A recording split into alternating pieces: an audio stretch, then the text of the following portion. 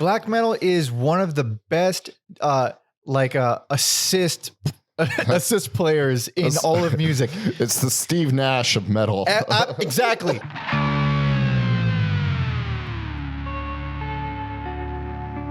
Welcome to Every Album Ever with Mike and Alex. My name is Michael Mansour, and I'm joined, as always, by my peppy and cheery co-host, Alexander Volt. Say hello.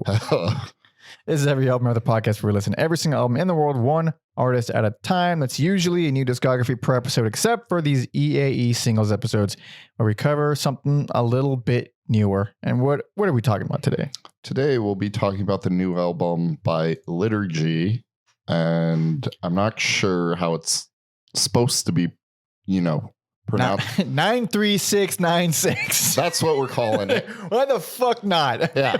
That's So this was you brought this to me, and then it was also thrown on our Discord.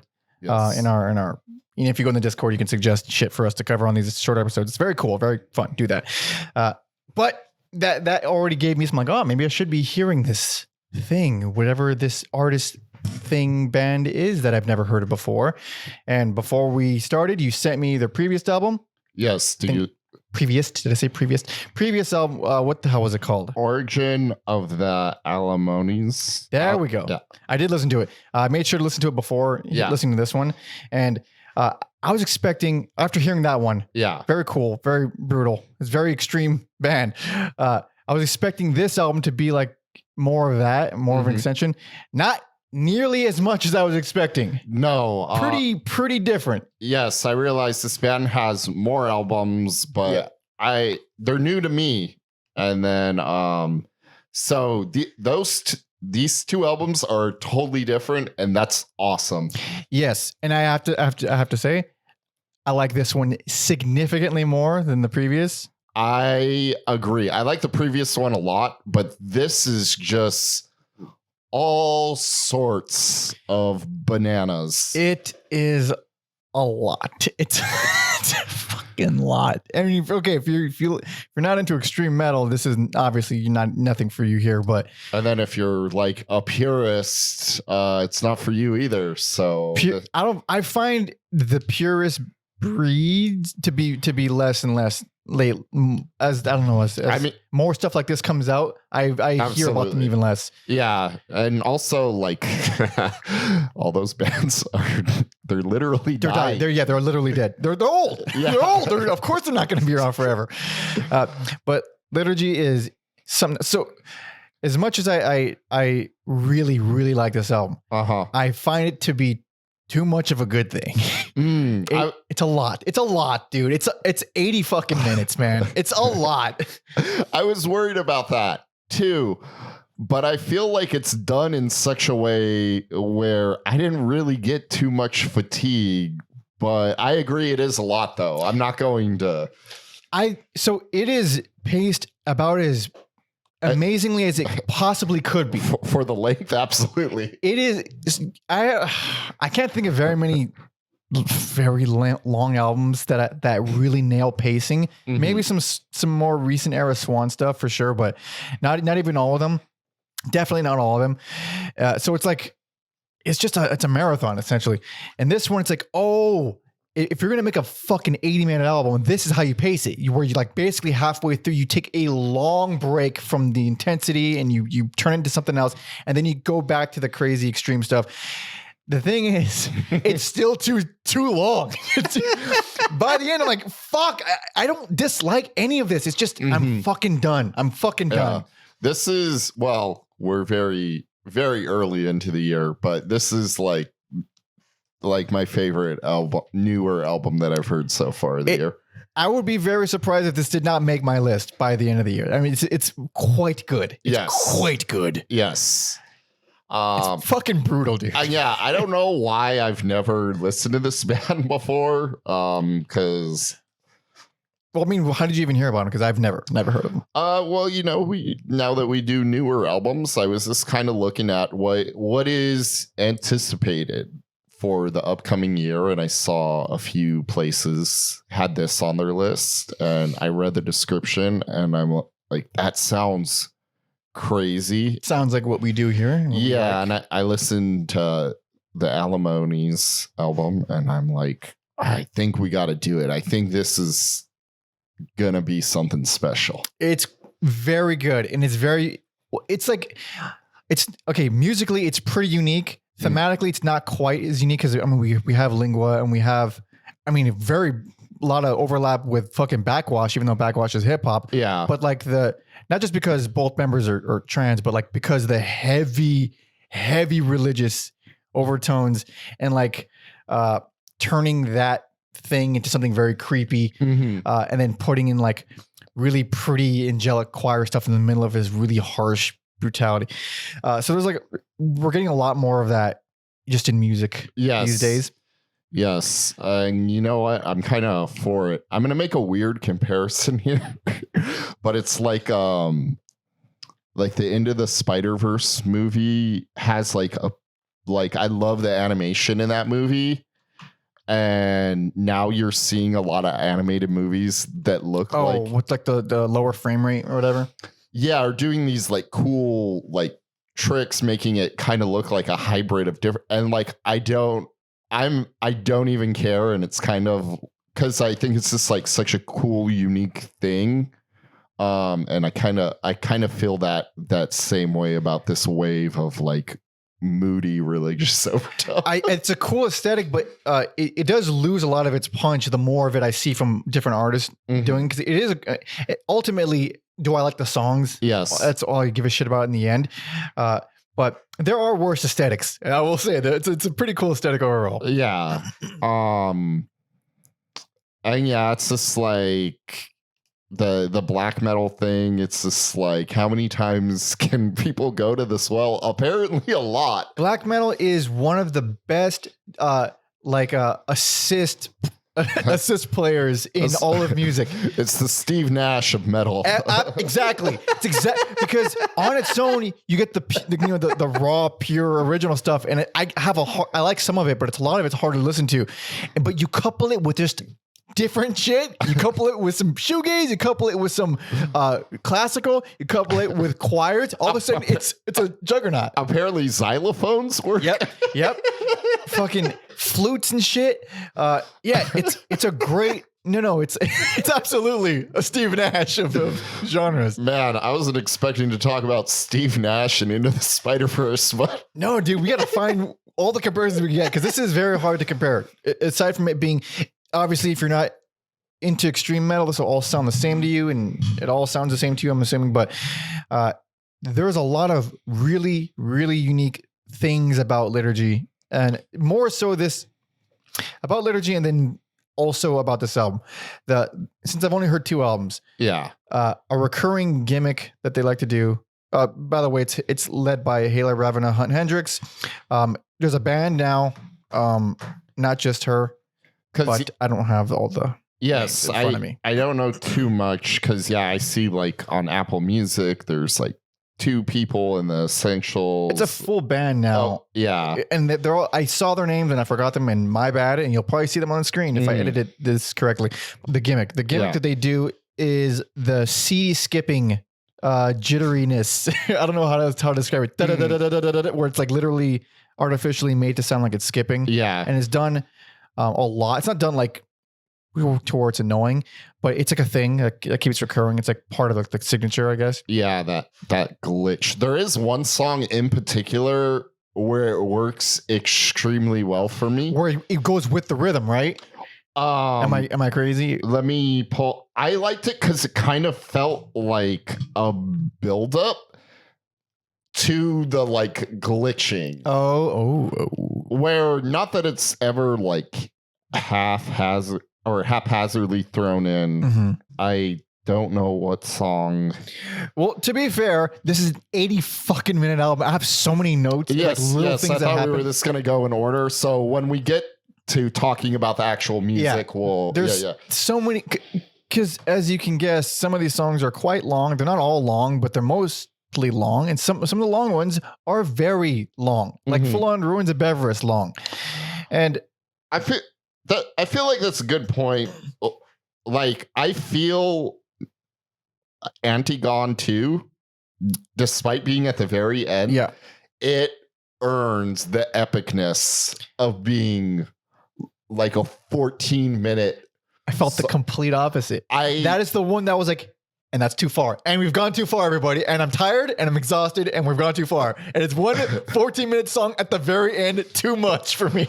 I just like, yeah, the little break you get with Halogen 2 Reprise and Angel of Individuations. Yeah, it's just enough because the title track is no slouch either. It is the longest track. It's like just under 15. But yeah, the opening riff on Antigone 2 is it's incredible. Yeah, it's kind of like more Metallica than. It's funny you say Metallica. I was thinking early Zappa.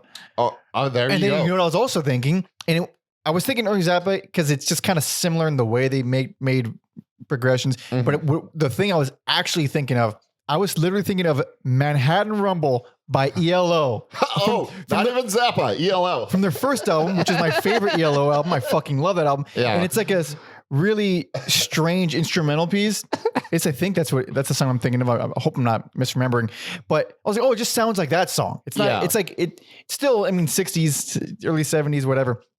But it's a really cool riff. And then you put that kind of riff and melody with the sheer brutality of all the blasting, the black metal. It's very interesting. It's very unique. Yeah.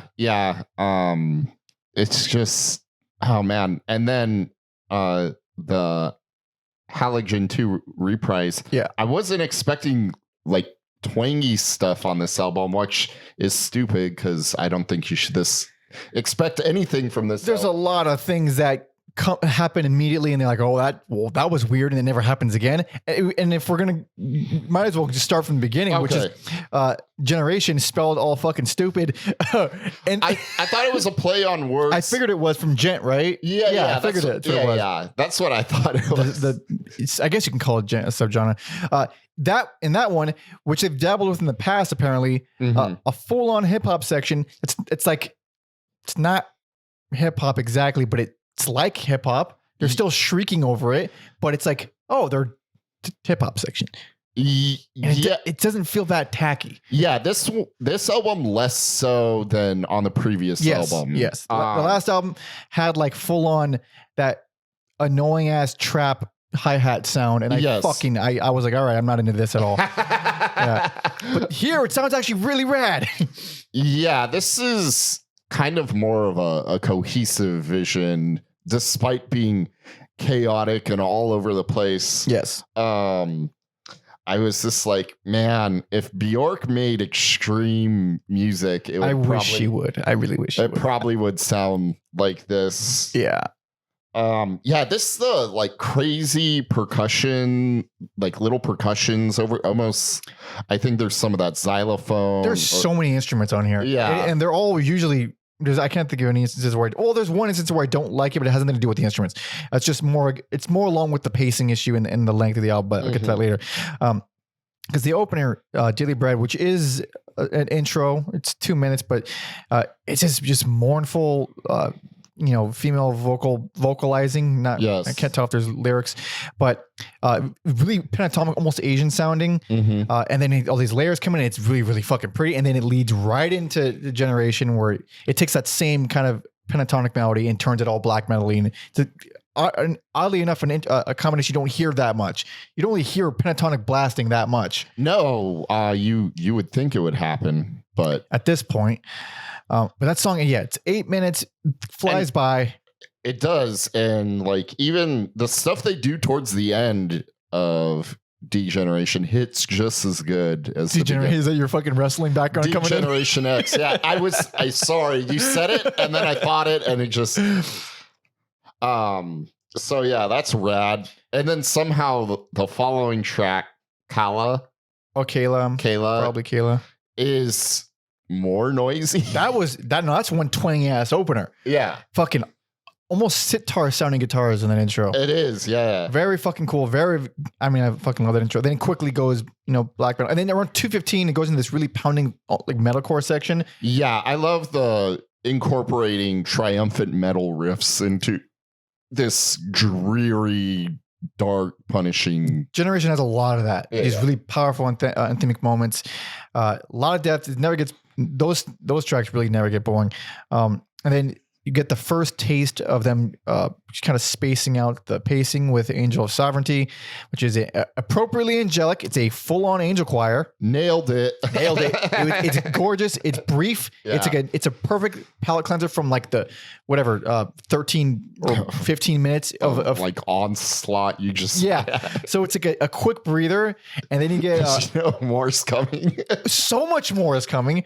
Then you get Haela 2 and Before I Knew the Truth back to back, and might as well go in order. Haela 2, god damn. What a crazy song. Like, because I almost feel like the piano is leading the song.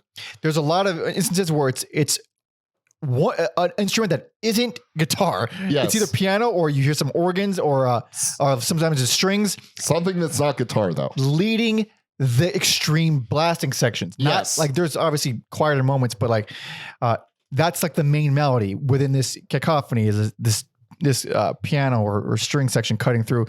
That one is fucking. And also, before I forget, about most of this album, a lot of like what people consider a black metal style riff, which is like double picking really high notes. Maybe it's like a harmon, like some kind of chord, and it's just really fast double picking.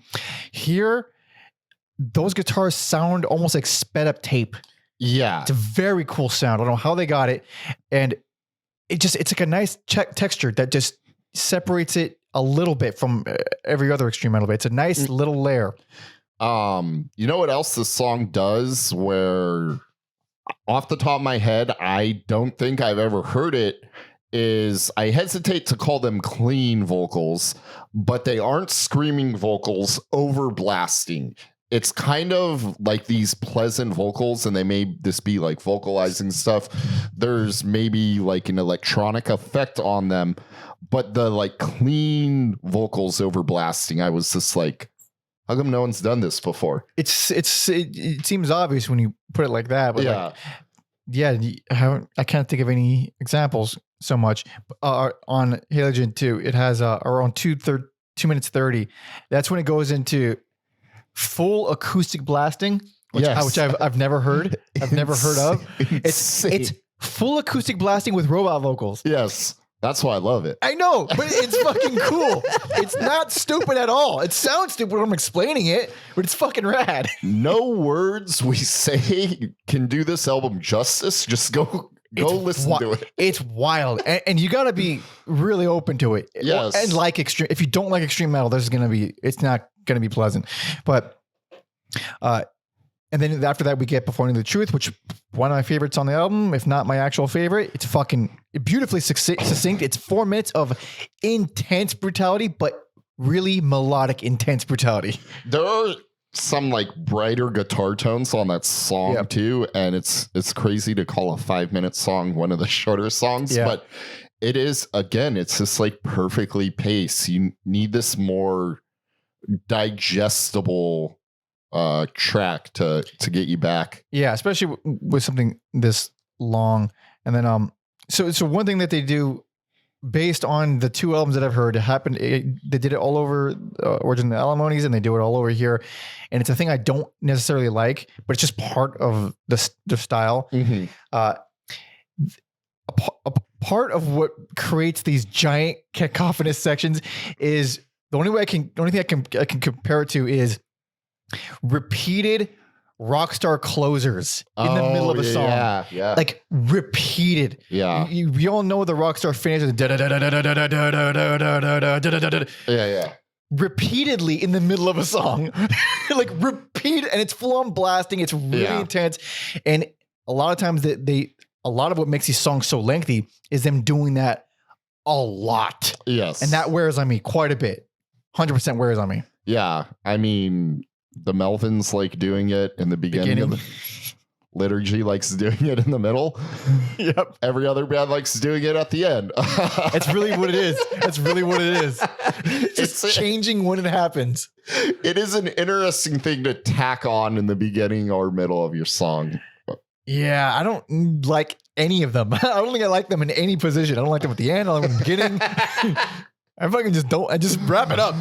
I'm gonna stay out of this this rock star finish debate. Yes. So after Before Knowing the Truth, this is where I felt like the album was really well paced, because that's when they take a lengthy break. Yes. With and I do think it goes a little bit too far with this break, because I was like ready to throw in I was like, boy, that's a lot. Was like, we're only 6 tracks in, dude. We're not even halfway. I was like, if they hit me with like an epic song right now, I'm gonna be tired. Yeah, but they hit you with Angels of Hierarchy, which is like fucking so perfect. It's just a beautiful breather. It's really intimate. It's just led by like this organ, obviously instrumental. And well, not obviously, but yeah, it is instrumental. And it's like, okay, that's a beautiful breather. And then it goes into Red Crown 2, which I feel like is completely unnecessary. That one, which is the most filler track. The most filler track out of everything here. Well, you know what? Yeah. Okay. Yes. There's one that's equal that I feel is close to it, but that one is the most. Yeah.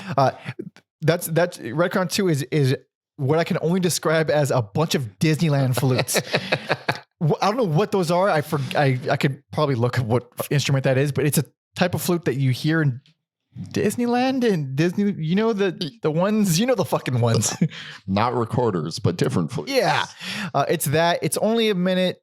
It's almost 2 minutes, but it's like an unnecessary 2 minutes, because after that we get Angel of Emancipation, which is what it seems like what Angel of Hierarchy was leading to. Yeah, any track with Angel in the title on this album is beautiful, as it should be. It's all orchestral. There's no brutality in it. Yeah. But Angel of Emancipation is like, it's more of the organs, the same kind of organs that we had on Hierarchy, but it builds and builds and builds as it goes on, and all kinds of layers come in, and then it leads right into Ananon, which is another big, giant, brutal track. So like, Red Crown feels like a someone just threw a wrench in the middle of this really nice condensed breather section.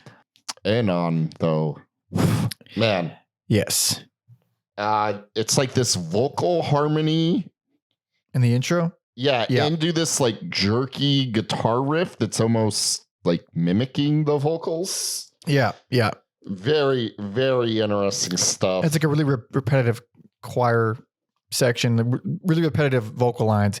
And then it's very hooky. And then like halfway through, they go into a Sabbath riff, and it feels so fucking good. A lot of these riffs do come in at the right time. Like, oh, all right. It feels good. It's kind of this like you're getting punched in the face, and then the Sabbath riff comes in to like save the day, and you're just like, it's a weird feeling. Because there aren't too many moments of light on here, or like not upbeatness, but just not depressing. Yeah. And that's probably one of them, where just kicks more ass than it does anything else. The title track is well, the big boy of a song here. This title track is like the most interesting to me. It's pretty wild. It's pretty fucking wild. They're doing like Deftone-esque guitar riffs. Sorry, I should have had my notes kept open for this. And yeah, it's like Deftone stuff with a xylophone. And it fucking rules. It's just pure chaos. It's just really epic. The final third goes just as hard as the first for me, even though there's quieter parts. It goes through a bunch of shifts the way you'd expect a 15-minute song to. Like the intro is like this insanely sinister shit, really fucking rad. And then the more Deftones, even like metalcore style beats, kind of cut in there. I feel like they do start to get a bit repetitive, but they feel great. And then around halfway, maybe a little bit after the halfway mark, it starts getting super sludgy. Like, it does, yeah. Way sludgy. Like, all right, we didn't get anything like that in the first half of the album. Very cool. And then around like 11 minutes, 15 seconds, it just takes a huge turn. There's a solo bass and drums thing happening, with a kind of like doing an odd time signature thing, and then everything comes in, all the black metal shit comes back in, but it's just fucking heavy and it pounds you in the fucking mud. Unexpected turn after unexpected turn in the song, and it's like, oh, they're doing like the avant-garde black metal thing, but not really, because here's, these riffs that sound like Deftones or Electric Light Orchestra or Weird. Black Sabbath. And it's like the best kind of just like taking all these things I like into a blender and making a delicious off-putting smoothie. Off-putting smoothie indeed. Man, if the album ended with the title track and then the outro, I would have been fucking over the moon, dude. Yeah. That's where it ended for me. And then Haela 2 is beautiful. It is absolutely, it's full acoustic. That one I actually wanted to go longer because it's so different from everything it's else. like also the only one that has like acoustic guitars. And it has plenty of acoustic instruments, the strings and the flutes and whatever the fuck. And they're like nailing it too. It's not, it's kind of, it is a filler, but I'm just like, it's very nice. That could have been a full song. It's well done. Yeah. It's very well done. Angel of Individuation is the one where, again, just jumped the shark for me. For one, it has like it sets you up to be like one of those the more angelic orchestral transition pieces, but it's almost 6 minutes long. So at the end of the album, when you're already pretty tired, it throws in an extra long version of a thing you've already heard. This is the return of the king of metal albums. Oh, is that how you put it? Just, the movie's up. Oh, no, it's not over. Okay. That's a good point. It's over. Oh, no. Not quite. It has like 14 epilogues, you're right. I had a feeling you would, because I wrote down cinematic, and when I write down cinematic, I'm like, Mike might not like that. It's either I love it or I'm like, that's a bit much, buddy. And this one is a bit much. It's a little melodramatic. It's like... this one honestly reminds me of Lord of the Rings, like just how big and triumphant. It's like you made your point. Like you didn't need to go this far. You made your point a long time ago. So by the time that one's over, I'm already tired. And Antigone 2, even though that song has three outstanding sections. Yes. 3 outstanding sections in a 14-minute song is not enough for me. When I'm this beaten down, it's not even like a bad song at all. It's just too much at this point. Yeah. There's also the most electronic shit on that song. Do you remember when? I stopped writing down timestamps because I was like, oh, this is a monetized video. So yeah. There's not going to be a whole lot of putting up examples. I was ready to, and then I was kind of disappointed we couldn't. But there's like some pretty vocals on it. I like it. I was surprised that the whole shebang worked for me. And it's not like it doesn't work for me. It's just it is a lot. Like I didn't feel myself like needing to put it on immediately after I was done.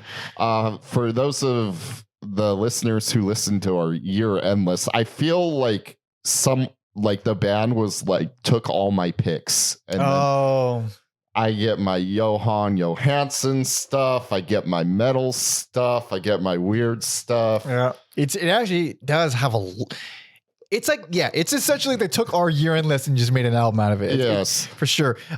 Before we move on, I have to note the outro, Immortal Life 2. Oh, yeah. Which is one of my favorite things on the whole fucking album. It's the best outro for this album. It would be right at home in an Ari Aster movie. Yeah. Fucking chillingly beautiful. Very short. That one could have gone on longer too. Yeah. Wonderful stuff. And it's a great outro. Man, I'm going to buy this album after we're done recording. I don't see why not. It's gonna stick around. This band's been around since 2011. I don't know why I've never listened to them before. But there's usually too much music. There usually isn't a reason like we're avoiding. It's just fucking too many. But fully going to indulge myself in this. Like, I know it's been a while since we've done Mama Leak, but check out, if you like Mama Leak, I think you'll enjoy this band. So. Oh yeah, this is oddly more accessible than the Mama Leak, even though it's really inaccessible. I'm all for these avant-garde metal weirdos. More of it. Like this is, I don't mean to throw shade at Imperial Triumphant, but this is kind of like what I wanted Imperial Triumphant to be. I had that exact thought when listening to this album. Yeah, that's why we're friends. The exact thought. This is what I wish Imperial Triumphant was. Yeah. I was so excited for that band. I'm like, this is hard to listen to, dude. This is really not fun. I don't even hate it. It's just, it's a lot. There's not a single melody on any of those albums. There's nothing for me to hold on to. Yeah, it's performed amazingly. It's really creative. It's not pleasant. Wacky as all hell. Not pleasant. Yeah. I really tried to like that band. This happens to be in my lane though, and check a lot of boxes for me, and just blessed to be on top of an album this good this early in the year. Yes. Yeah. Usually we figured out years later, or if we're lucky at the very end of the year. Yeah. So man, yeah. And again, another new to me band where I'm like, I have to see them live. Yeah, I was thinking about that too, live. I can't imagine it would be easy. There's probably a lot of samples. That's good. Yeah. Or like drum triggers too. I can see that. Yeah, that makes more sense. There's a lot more technical wizardry these days where if you were a small band, you couldn't. Yeah, I'm trying to think, like, even like the glitchy CD skipping stuff too. Like, I wonder if they skipped that stuff live entirely. Also, my notes failed me. I swore I wrote it. I'm just going to say is the second track where it's just like, I love the lead up to the glitch where like the glitch comes on and you can like bang your head to it. I noticed it in Antigone too, where it was glitching exactly the same tempo and rhythm as the blasting. Yeah. So it would be blasting and then glitching, and it would be almost like not missing a beat, but it's like it's a unique creative thing to just throw it in there and not losing your momentum. Annoying if you put it every fucking minute, but like spaced out the way it is. Like sparingly used well on this album. Yeah. I am like interested what their early stuff sounds like too now. And yeah, I imagine it's a lot less developed. For sure, probably more raw. But then again, when you think about like Mama Leak, where the earlier stuff is just a different band, essentially. Who knows? We should probably talk about that when we find out. But yeah, it's an exhausting album and it will beat your fucking ass. But goddamn, is it very, very good. It is very good. Absolutely worth. Well, for me, absolutely worth the journey. And extreme metalheads.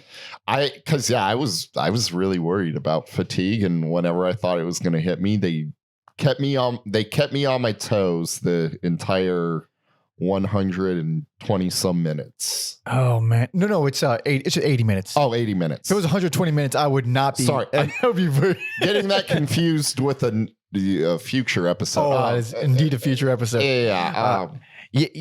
Like Origin of the Alimonies is brief. It's like 37 minutes. Yes. And that one honestly bored me more. That one feels more like a soundtrack or like a sound. It feels way more experimental in like the sense that you're experimenting things, not like, oh, there's weird stuff on here. I call it experimental movie. Where this is like, we have an idea and a concept and we're going to run with it. Yeah. Like on that album, there was a lot of, still a lot of orchestral instruments, and it's very pretty and beautiful layers and textures, but like the actual melodies felt really simplistic, and they're like, oh, it's really well executed. I just don't like what they're executing. It just felt like it sounds cool, but there's not a lot of meat there. Here is all the meat. Yeah. That's like a proof of concept album. And yeah.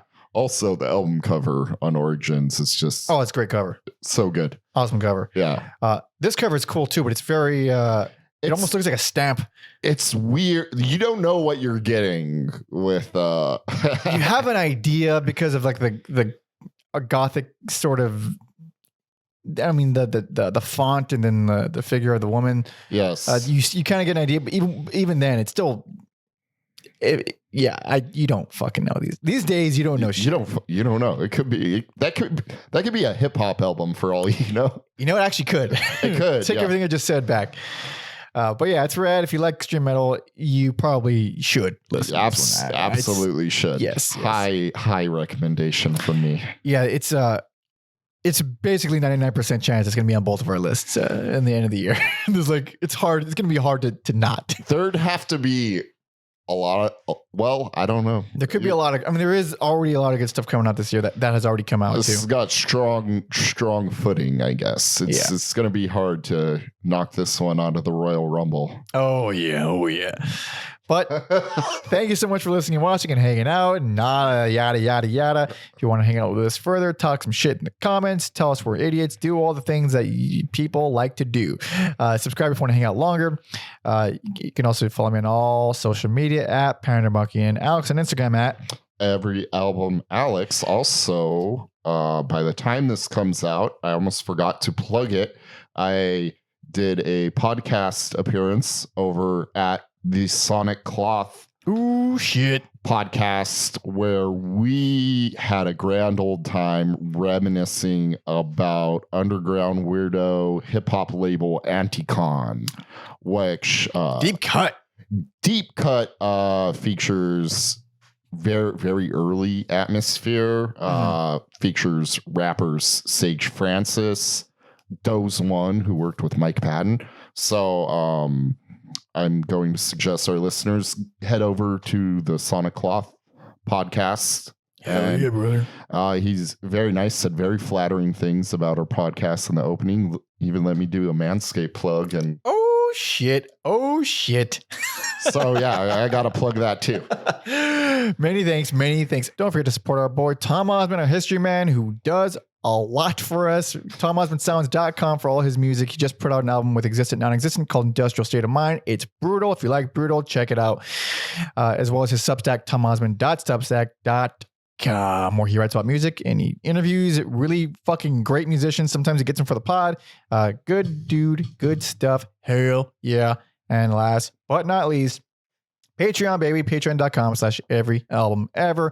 That's where you go if you want some bonus episodes. You get to see our schedule in advance. You get to vote on polls to decide who we cover next. Next week, we're covering the first half of one of the poll winners, which is a long time coming. This will be exciting for a lot of people. And I'm excited. I'm very excited. You could also join our Discord, be a part of a little community, suggest newer albums for these EAE singles episodes. It's very cool. Please do that. And also, if you're tier 2, if you're bigger than Jesus, then you can suggest a full discography for us to cover in our bigger, longer numbered episodes. So thank you. Alrighty. I think that about does it. Yes, sir. If I'm not mistaken. So we got to wrap it. What are we going to wrap it with? Shit. I'm sorry, but title track. Fuck! The 15-minute song. Shit. Show you this new track too, then? No, title track is a great song. And this is what you're getting into, all right? It is a great song. It's the best. Hell yeah. So thank you so much for listening and watching. See ya.